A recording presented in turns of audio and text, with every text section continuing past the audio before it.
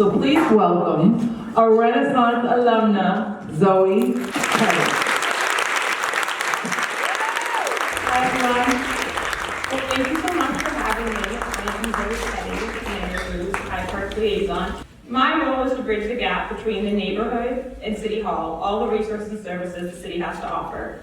I work in the Community Engagement Cabinet, and every day I work to ensure that our residents, businesses, and schools are heard, recognized, and assisted.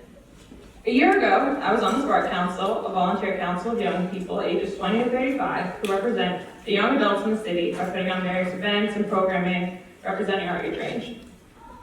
I was on the Mayor's Youth Council in high school and was a volunteer ski instructor with Youth Working Services from 13 to 18. My family has a clothing store in the South End House of Culture on Columbus Ave, a women's boutique. I am the creative and digital director for the business. My father opened the store in 1991 on Newberry Street, and in 2005, in elementary school, we moved to Columbus. When I graduated, I joined him. I graduated in 2020 from Temple University in Philadelphia. I was a double major in strategic communication and political science. I am fully using my degrees in every aspect of my life, much to the pleasure of my parents. I always joke that I know exactly how I got here.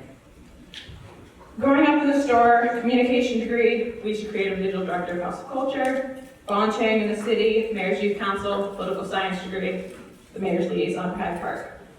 But all of those things started with the foundation on Stewart Street. Were any of you in the old building?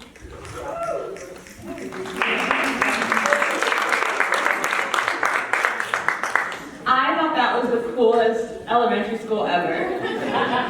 Walking to the Commons for field day, field trips to Castle Island, just being downtown. I remember the building well. How many 6-year-olds learned how to ride the elevator as a class? 1 child per student. The basement, sub-basement, dance studios, mezzanine with the library, multiple gyms. It was 13 floors? Yes. Dr. Harris was the headmaster. Miss Lee Jones. I distinctly remember one time she was on the loudspeaker and she sang The Children of the Future. I didn't know Whitney's version, but I knew her version. 2003, Erin Bell was my kindergarten teacher. She taught us that the word at could become cat, hat, or mat. She introduced us to the literary icon that is Junie B. Jones, but the B stands for Beatrice, and that's all. She moved to Florida the following year, so we were her last class in Boston.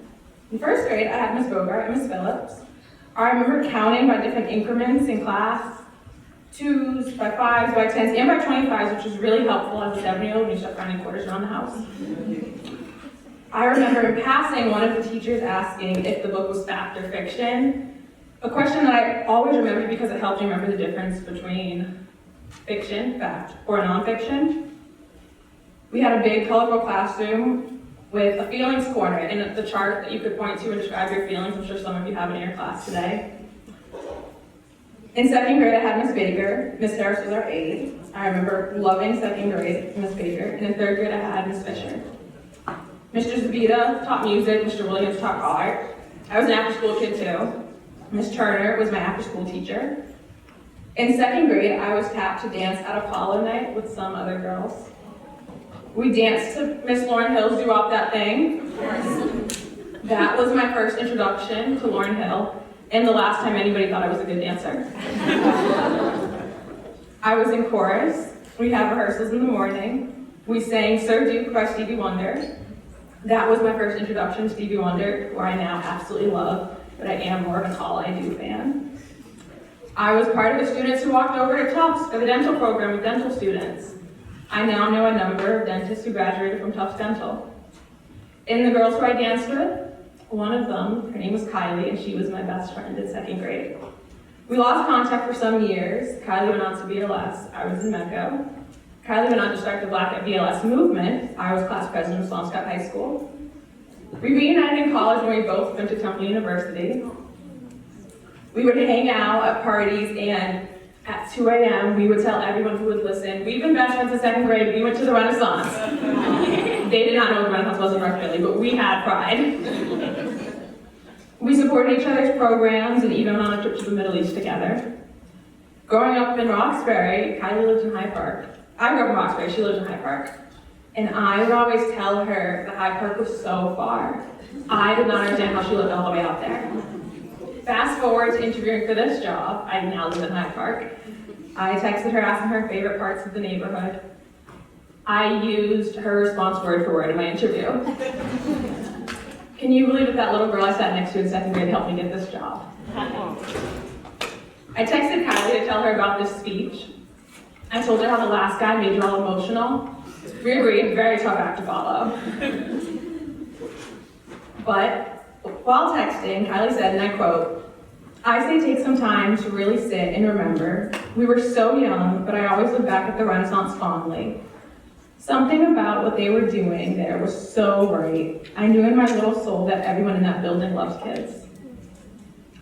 I texted her back saying, "Gonna use that, thanks, we'll credit you." But I agree with Kylie wholeheartedly. When I toured a few weeks ago, I walked through the halls recounting all my memories. I tell you these stories to say it's all connected. I was a student from 2003 to 2006. It doesn't necessarily sound long, but when you're a child learning something new every day, that's like 5 adult years. It's not just a blip in my story. Every part of my life got me here today. I remember my teachers by name at 27 because I liked them and how they made me feel, and I had a great experience. Kylie was not just a girl I sat next to in second grade, but a friend for life where I've shared some of the best memories with. We've swam in the Dead Sea together.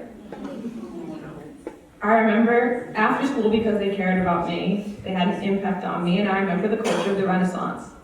Like I said, I loved Stevie Wonder. I loved learning about the Apollo and Black culture and singing Louis Armstrong at kindergarten graduation. Similar to Kylie, I didn't have the words for it, but it felt creative and smart and like I could explore different avenues of myself because there was such a culture of what I saw as excellence and exploration. It all contributed to the person I am today. I went on to MECO, which was its own culture shock, but I've looked back on the community and celebrating cultures that by walking around this building, I can see that you guys still do. And that means the same to me at 27 as it did at 7. It did not take me much time to go back in my deepest memories. I remember these moments with ease because they're a part of my life. They were the foundation of my education. I went on to other schools and had other academic experiences, and I listened to more music beyond Stevie Wonder and Lauryn Hill. I've read more books beyond Junie B. Jones, and I felt more feelings beyond that first grade feelings chart. In shaping my Renaissance experience, it showed me a world where art and physical education were intertwined with mathematics, language arts, and science, where class was taught with care and intention, and the school experience taught the whole student, not just one academic aspect of the student. The work you do is so imperative beyond the child that is in your classroom right now and are bits and pieces that they will remember. It's like that Maya Angelou quote, people remember how you make them feel. They might not remember what you said, but they'll remember how you made them feel. From the lessons to the students they sit next to and walk the field day with, who are the little Zoe and Kylies who will be texting in 20 years, reminiscing about you? If I know the excellence of this school, I know they will look back with the same fondness.